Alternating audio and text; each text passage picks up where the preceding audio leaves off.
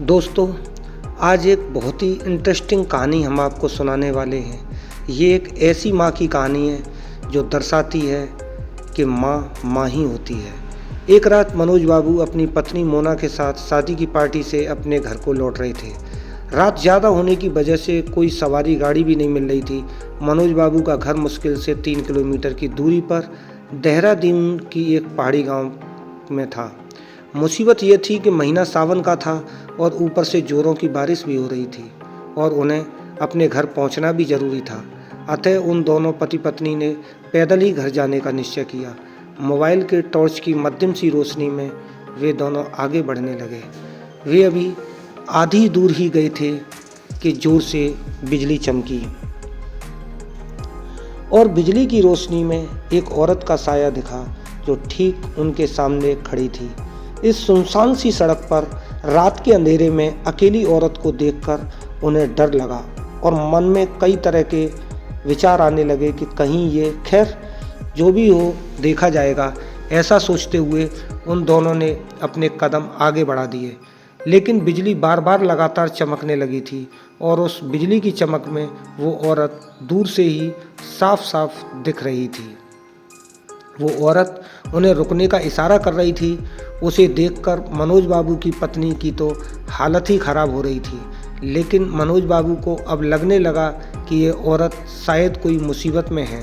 मनोज बाबू जब रुके तो वो औरत उनके हाथ जोड़ते हुए बोली, भाई साहब प्लीज़ मेरी मदद कीजिए। तेज़ बारिश और पहाड़ी ढलान होने की वजह से मेरी गाड़ी का एक्सीडेंट हो गया है। मेरी गाड़ी इस पहाड़ी ढलान से नीचे गिर गई है। उसमें मेरी 1 साल की मासूम बच्ची है। प्लीज़ आप दोनों उसे बचा लीजिए।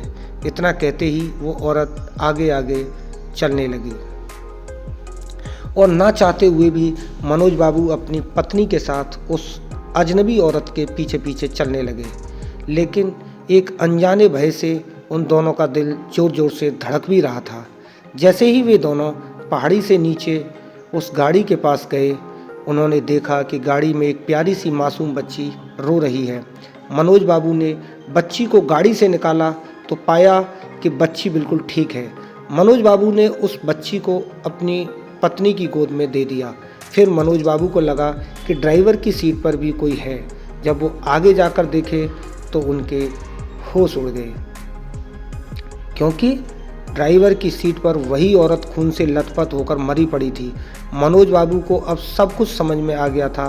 वे दोनों पति पत्नी बच्ची को अपने गोद में लेकर अपने घर की तरफ आगे बढ़ गए। रास्ते में उनकी पत्नी ने उनसे पूछा वो औरत कौन थी, फिर वो औरत दिखाई क्यों नहीं दी। कहीं वो कोई। मनोज बाबू बोले, वो एक माँ थी, मरकर भी अपने बच्चियों के लिए तड़पती है, जो वही एक माँ थी वो। तो दोस्तों, कहानी कैसी लगी? कहानी अच्छी लगी हो तो लाइक शेयर एंड सब्सक्राइब करना ना भूलें। धन्यवाद।